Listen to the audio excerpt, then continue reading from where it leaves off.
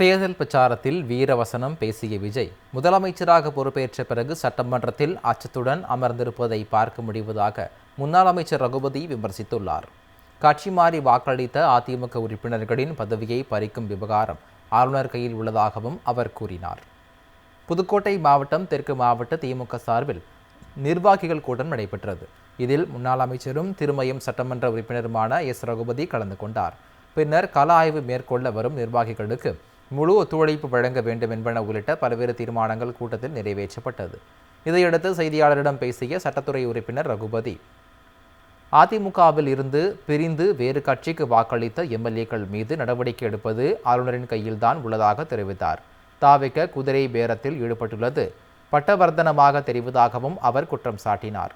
தேர்தல் நேரத்தில் பிரச்சாரத்தில் வீரவசனம் பேசிய விஜய் முதலமைச்சரானவுடன் சட்டசபையில் ஒருவித அச்ச உணர்வோடு அமர்ந்துள்ளதை காண முடிவதாகவும் சட்டமன்ற உறுப்பினர் ரகுபதி விமர்சித்தார். ஆளுநர் கையில் இருக்கு, அவங்களுக்கு பதவி பிரமாணம் செய்து வைக்கிறதா இல்லையாங்கிறதெல்லாம் அங்கதான் இருக்கு. கட்சி தாவல் தடை சட்டம் பாயுமா என்பது அங்கே இருக்கிறது.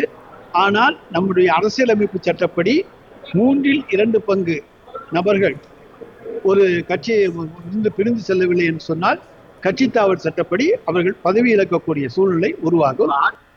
தேர்தல் பிரச்சாரத்தில் வீரவசனம் பேசிய விஜய் முதலமைச்சராக பொறுப்பேற்ற பிறகு சட்டமன்றத்தில் அச்சத்துடன் அமர்ந்திருப்பதை பார்க்க முடிவதாக முன்னாள் அமைச்சர் ரகுபதி விமர்சித்துள்ளார். கட்சி மாறி வாக்களித்த அதிமுக உறுப்பினர்களின் பதவியை பறிக்கும் விவகாரம் ஆளுநர் கையில் உள்ளதாகவும் அவர் கூறினார். புதுக்கோட்டை மாவட்டம் தெற்கு மாவட்ட திமுக சார்பில் நிர்வாகிகள் கூட்டம் நடைபெற்றது. இதில் முன்னாள் அமைச்சரும் திருமயம் சட்டமன்ற உறுப்பினருமான எஸ். ரகுபதி கலந்து கொண்டார். பின்னர் கள ஆய்வு மேற்கொள்ள வரும் நிர்வாகிகளுக்கு முழு ஒத்துழைப்பு வழங்க வேண்டும் என்பன உள்ளிட்ட பல்வேறு தீர்மானங்கள் கூட்டத்தில் நிறைவேற்றப்பட்டது. இதையடுத்து செய்தியாளரிடம் பேசிய சட்டத்துறை உறுப்பினர் ரகுபதி, அதிமுகவில் இருந்து பிரிந்து வேறு கட்சிக்கு வாக்களித்த எம்எல்ஏக்கள் மீது நடவடிக்கை எடுப்பது ஆளுநரின் கையில்தான் உள்ளதாக தெரிவித்தார். தாவிக குதிரை பேரத்தில் ஈடுபட்டுள்ளது பட்டவர்த்தனமாக தெரிவதாகவும் அவர் குற்றம் சாட்டினார். தேர்தல் நேரத்தில் பிரச்சாரத்தில் வீரவசனம் பேசிய விஜய் முதலமைச்சரானவுடன் சட்டசபையில் ஒருவித அச்ச உணர்வோடு அமர்ந்துள்ளதை காண முடிவதாகவும் சட்டமன்ற உறுப்பினர் ரகுபதி விமர்சித்தார். ஆளுநர் கையில் இருக்கு, அவங்களுக்கு பதவி பிரமாணம் செய்து வைக்கிறதா இல்லையாங்கிறதெல்லாம் அங்கதான் இருக்கு. கட்சி தாவல் தடை சட்டம் பாயுமா என்பது அங்கே இருக்கிறது.